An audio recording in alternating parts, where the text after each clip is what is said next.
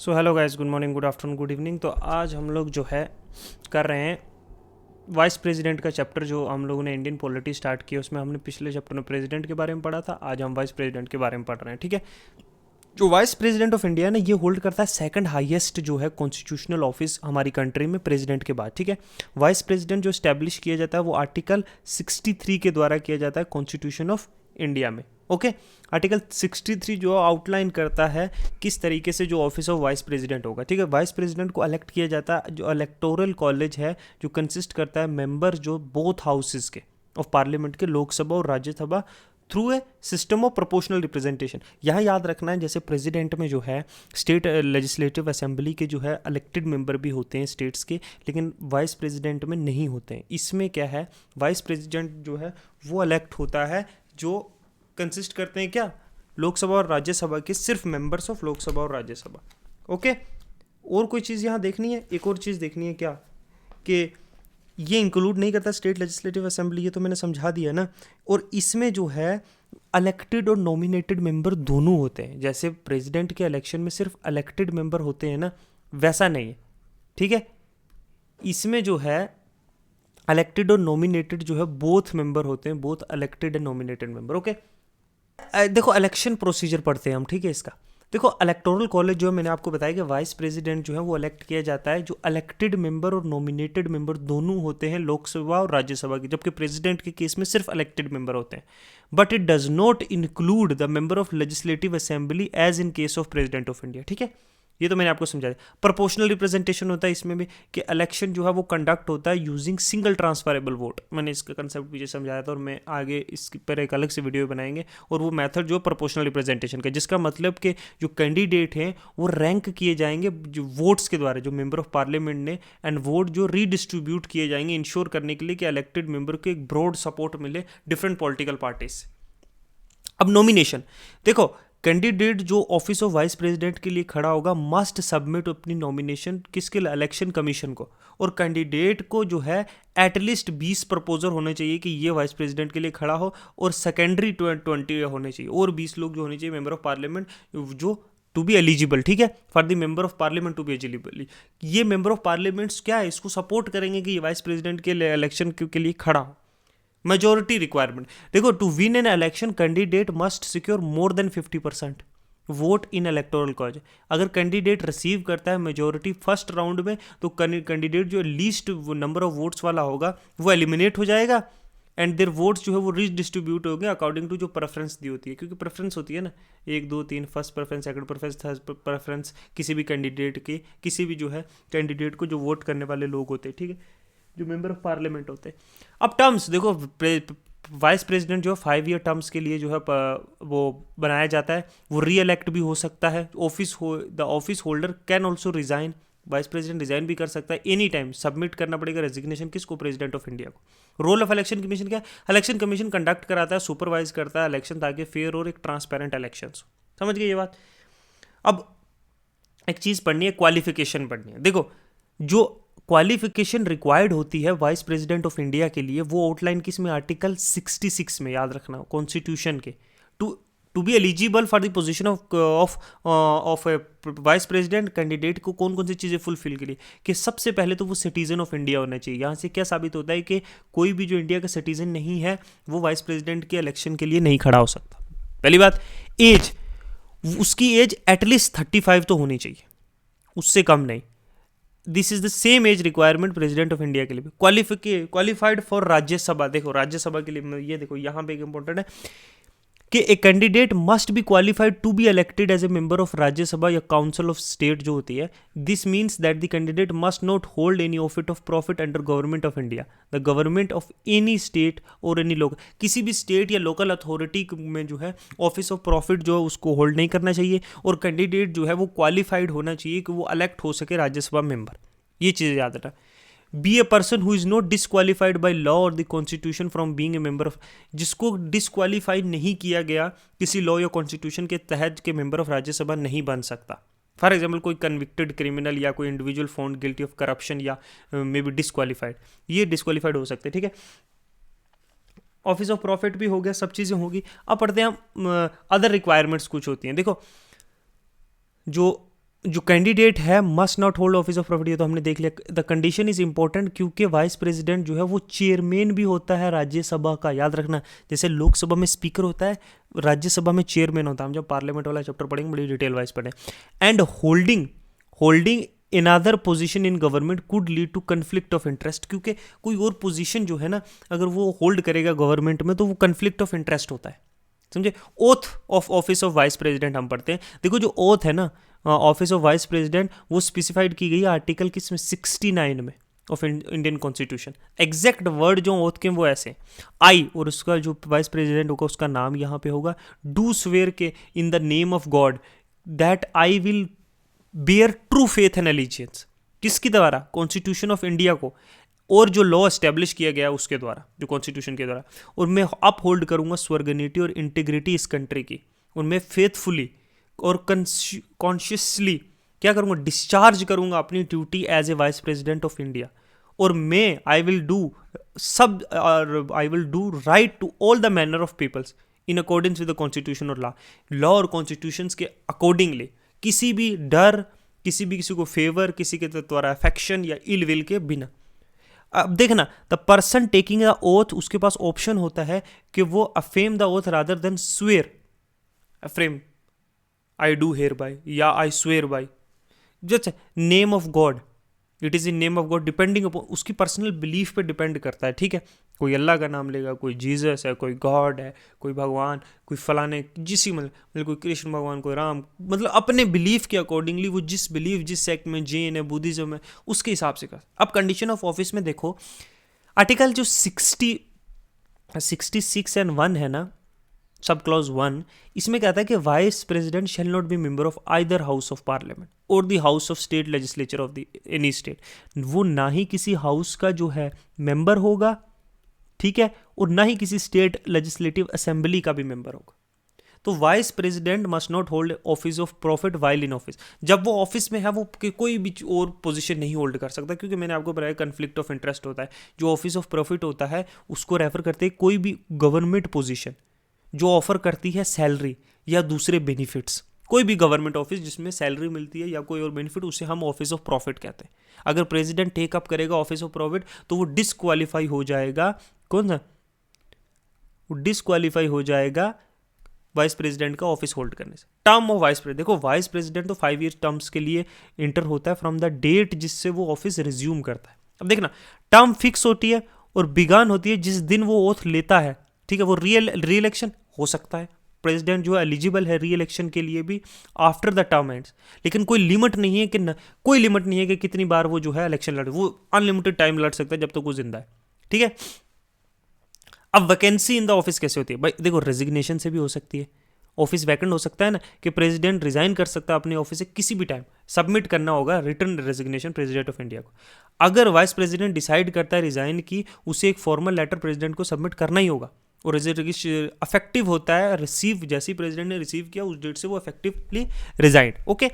अब देखो, या फिर दूसरा कारण क्या है, डेथ की वजह से भी हो सकता है ना, कि अगर प्रेसिडेंट जो है डाइज वाइल इन ऑफिस, मतलब उस अंतराल में वो मर जाता है और इमीडिएटली उसका ऑफिस क्या हो जाता है, वैकेंट हो जाता है, और नया वाइस प्रेसिडेंट जो है इलेक्ट किया जाता है यूजुअल मैनर्स में, जिस तरह से कॉन्स्टिट्यूशन ने दिया हुआ है उसकी पोजीशन। अब रिमूवल, देखो वाइस प्रेसिडेंट रिमूव किया जा सकता है ऑफिस में, लेकिन उसके लिए रेजोल्यूशन पास करना पड़ेगा दोनों हाउसेस के द्वारा, राज्यसभा और Lok Sabha.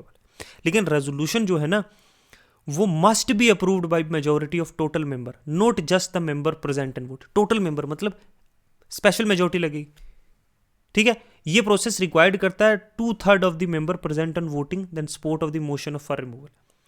This is a special process, it is not commonly used. जो मोशन है रिमूवल के लिए can only be introduce in either house and must be approved by majority of the member. समझे, नहीं समझे कि समझे, समझे कैसे होगा। वो रिमूव किया जा सकता है रेजोल्यूशन से, राज्यसभा या लोकसभा। देखो मेजोरिटी जो है ना, इसमें एक चीज याद रखना, जो मेजोरिटी है ना वो राज्यसभा में जो है स्पेशल मेजोरिटी होनी चाहिए, ठीक है, क्योंकि वो चेयरमैन भी होता है राज्यसभा का। वो रिमूव किया जा सकता है रेजोल्यूशन से जो मेजोरिटी हो ऑल द मेंबर जो राज्यसभा के, और लोकसभा में क्या है लोकसभा ने एग्री किया हो, मतलब सिंपल मेजोरिटी के साथ लोकसभा में। इसका मतलब कि रेजोल्यूशन जो है वो पास किया जाना चाहिए राज्यसभा ने अफेक्टिव मेजोरिटी के साथ, और लोकसभा में क्या, सिंपल मेजोरिटी के साथ। ये चीज़ यहाँ याद रखना, किस में, रिमूवल ऑफ वाइस प्रेसिडेंट में, समझे? ओके। लेकिन देखो, it must be noted here कि मेजोरिटी जो इंडिया में है ना, वो only special type of majority, कोई सेपरेट वन नहीं है। तो रेजोल्यूशन इंट्रोड्यूस करने के लिए कैन बी ओनली इंट्रोड्यूस्ड राज्य, सिर्फ जब रिमूवल हो वाइस प्रेसिडेंट। देखो ना, वाइस प्रेसिडेंट का जब रिमूवल की बात है ना, जब रिमूवल ऑफ वाइस प्रेसिडेंट की बात है, तो जो जो रेजोल्यूशन मूव किया जाएगा ना, रेजोल्यूशन या जो मोशन मूव किया जाएगा, वो राज्यसभा में किया जाएगा। ठीक है, ठीक है। तो फर्दर जो रेजोल्यूशन कैन ओनली, रेजोल्यूशन को इंट्रोड्यूस जो है वो राज्यसभा में किया जाएगा, समझे, नॉट इन लोकसभा। लेकिन कोई रेजोल्यूशन नहीं मूव किया जा सकता अनटिल एंड अनलेस 14 डेज का प्रायर नोटिस दिया जाएगा। किसको, वाइस प्रेसिडेंट को। ये कुछ चीजें याद रखना, नोटिस देने के बाद है ना, तब जो है रेजोल्यूशन 14 डेज के बाद मूव किया जा सकता है। एक और बात याद रखना कि वाइस प्रेसिडेंट के लिए जो है कॉन्स्टिट्यूशन में जो है रिमूवल का ग्राउंड जो है वो मेंशन नहीं किया हुआ, समझे। वाइस प्रेसिडेंट जो है 5 ईयर टर्म से बियॉन्ड भी जो है ऑफिस होल्ड कर सकता है, अगरचे क्या है, जब तक के नया प्रेसिडेंट, वाइस प्रेसिडेंट जो है उस ऑफिस को लेना होल्ड नहीं करता। ठीक है, अनटिल द न्यू प्रेसिडेंट जो है, सक्सेसर जो है वो अज्यूम करे चार्ज। ओके, ये चीजें याद रखना है, कुछ ये इंपॉर्टेंट चीजें। ओके, चलते हैं नेक्स्ट है डिस्क्वालिफिकेशन। वाइस प्रेसिडेंट डिस्क्वाली किया जा सकता है ऑफिस में अगर वो बिकेम इनएलिजिबल, अगर वो राज्यसभा मेंबर बनने के लिए इनएलिजिबल हो गया, कोई क्रिमिनल कन्फ्लिक्ट, कोई क्रिमिनल कन्विक्शन हो गया, या कोई होल्डिंग कर रहा है ऑफिस ऑफ प्रॉफिट, या ठीक है, are declare to be incapacity mentally, या फिजिकली या मेंटली डिक्लेयर कर दिया जाए वो क्या, इन कैपेसिटेड, कोर्ट या दूसरे लीगल बॉडीज के द्वारा। देखो, वाइस प्रेसिडेंट ऑफ इंडिया है ना, वो होल्ड करता है एक सिग्निफिकेंट कॉन्स्टिट्यूशनल रोल, लेकिन उनकी पावर और फंक्शन जो है मोस्टली लेजिस्लेटिव इन नेचर है। होल्ड तो एक इंपॉर्टेंट कॉन्स्टिट्यूशनल रोल करता है ना, लेकिन power of function mostly legislative, मतलब कि while president does not have executive power, उसके पास कोई एग्जीक्यूटिव पावर थोड़ी जैसे प्रेसिडेंट या प्राइम मिनिस्टर के पास के, लेकिन वो परफॉर्म करना है वाइटल फंक्शन प्राइमरी जो इन कंटेक्स्ट ऑफ पार्लियामेंट है या राज्यसभा का कंटेक्स्ट है ना। Here is a detail look of the power and function. देखो मैं तुम्हें समझाता हूँ कैसे। देखो, पहली बात तो वो जो है प्रेसिडिंग ऑफिसर होता है, प्रेसिडिंग ऑफिसर जो किसका, राज्यसभा का जो है प्रिसाइडिंग ऑफिसर होता है, उसे चेयरमैन ऑफ राज्यसभा भी कहते हैं, अपर हाउस ऑफ जो पार्लियामेंट है। इन दिस वाइस प्रेसिडेंट एक की कॉन्स्टिट्यूशनल फंक्शन प्रोवाइड करता है, ठीक है, प्रिसाइड करता है पार्लियामेंट के सेशन में। वाइस प्रेसिडेंट इंश्योर करता है कि डिबेट जो है वो कंडक्ट किए जा रहे हैं एक ऑर्डरली मैनर पे, एक एस्टेब्लिशमेंट जो पार्लियामेंट्री रूल्स हैं उसको फॉलो किए जा रहे हैं, समझे, और मेंटेन करता है ऑर्डर और डेकोरम। देखो, वाइस प्रेसिडेंट जो है ना, उसके पास अथॉरिटी है वो डिसिप्लिनरी एक्शन ले सकता है किसी भी मेंबर पे अगर वो हाउस के रूल को वायलेट कर रहे हैं। वो इशू वार्निंग कर सकता है, कॉल कर सकता है मेंबर को टू ऑर्डर, सस्पेंड कर सकता है, एक्सपेल कर सकता है अगर सीवियर मिसकंडक्ट हो, तो डिसाइड ऑन पॉइंट ऑर्डर। देखो, vice president give rulings on point of procedure raised by member. ये हम सारे पढ़ेंगे, पॉइंट ऑफ प्रोसीजर क्या होता है, पार्लियामेंट्री रूल्स, राइट और प्रिविलेजेस क्या होते हैं, बहुत से मैटर्स होते हैं, ठीक है, ये पार्लियामेंट के फंग में हम चैप्टर में पढ़ेंगे। अलो और डिसअलो डिबेट। देखो, वाइस प्रेसिडेंट के पास पावर है कि वो डिसाइड कर सकता है किसी पर्टिकुलर सब्जेक्ट पे डिबेट की जानी चाहिए या नहीं की जानी चाहिए। एज वेल वो डिसाइड करेगा कि कौन बोल सकता है पार्लियामेंट में और कौन नहीं। Casting vote. देखो, वाइस प्रेसिडेंट जो है ना, जो as a chairman of Rajya Sabha, उसके पास कास्टिंग वोट होता है, मतलब जब टाई हो गया है कोई, है ना, समझ लो इधर भी 70 वोट है, इधर भी 7 वोट है, तो टाई हो गया, ये अपना एक वोट दे के क्या है, ये इस पार्टी को वोट देगा, यहाँ 8 हो जाएंगे तो ये जीत जाएगी, या इसको दे देगा तो ये 8 हो जाएंगी, इसको जीत जाएगी, तो कास्टिंग वोट है। This means if the vote on the matter are equally divided, तो vice president can cast a vote to break that tie. Okay, अब acting president in case of vacancy. देखो, vice president of India is the first in line to become acting president in case of the office of the president become vacant due to death, resignation या otherwise। किसी भी तरीके से अगर president office जो है वो वैकेंट है तो कौन होल्ड करेगा उस दौरान, सबसे पहला वाइस प्रेसिडेंट, समझे। आर्टिकल 65 इसमें क्या कहता है कि कॉन्स्टिट्यूशन स्पेसिफाइज कि that when the office of president is vacant, vice president assume करता है role of acting president until कोई नया प्रेसिडेंट इलेक्ट हो। During this time vice president जो है temporarily carries out all the function of president including appointment, signing bills to law और या performing कोई भी ceremonial duties. Okay, so in that way it plays a major role according to article 65. अब power as a member of Rajya Sabha, तो vice chairman है, ये तो मैंने बता दिया आपको, और उसके पास वो राइट टू वोट भी होता है as a member of Rajya Sabha. However this is सिर्फ किस केस में, जब टाई हो गया हो पर्टिकुलर मैटर में, while vice president casting vote होता है. डिस्चार्ज ऑफ प्रेसिडेंटल फंक्शन मैंने आपको बताया उनके अब्सेंस में, जब उसका अब्सेंस होता है, हमने अभी आर्टिकल 365 पर कोई टेम्परेरी इलनेस या किसी वजह से. रेजोल्यूशन फॉर रिमूवल हमने पढ़ा कि राज्यसभा में मूव हो सकता है, इंट्रोड्यूस हो सकता है, आइदर नहीं है, इधर मैंने गलत लिख दिया, can be introduced in Rajya Sabha, और राज्यसभा में स्पेशल मेजोरिटी के साथ पास होगा और लोकसभा में सिंपल मेजोरिटी के साथ पास होगा. ठीक है, उसको प्रायर 14 डेज नोटिस देना पड़ेगा. सॉरी, ठीक है. जब मोशन इंट्रोड्यूस किया जाएगा, रेजोल्यूशन पर डिस्कशन होगी और वोट किया जाएगा. मेजोरिटी रिक्वायरमेंट मैंने आपको बता दिया, स्पेशल मेजोरिटी राज्यसभा में, सिंपल मेजोरिटी जो है लोकसभा में. स्पेशल मेजोरिटी मतलब effective 2/3 majority of the house present and voting, 2/3 of the member of the house and the majority of the जो मेंबर्स हैं present and voting. Both house of the parliament होते हैं. इसके removal में जो है both houses of parliament जो है इन्वॉल्व होते हैं. नो रोल ऑफ, देखो president does not play any role in direct removal of president of vice president. Removal जो है इंटायरली डिपेंड करता है पार्लियामेंट के डिसीजन पे. अनलाइक जो प्रेसिडेंट ऑफ इंडिया होता है, जिसके रिमूवल को जो है रिक्वायर्ड इम्पीचमेंट प्रोसेस रिक्वायर होता है, पार्लियामेंट के जो वाइस प्रेसिडेंट है उसके रिमूवल के लिए नहीं होता, वो हैंडल किया जाता है पार्लियामेंट के द्वारा. ठीक है, तो ये जो है this is the complete there is to be said about the Vice President of India, his roles and in his function in a democratic system of our parliament. ठीक है, हम लोग जो है आज इतना ही रखते हैं, मुझे लगता है इट इज़ इनफ, ज़्यादा खींचने की ज़रूरत नहीं है. नेक्स्ट हम लोग करते हैं prime minister. Okay, prime minister we will discuss in the next chapter. तब तक के लिए गुड बाय.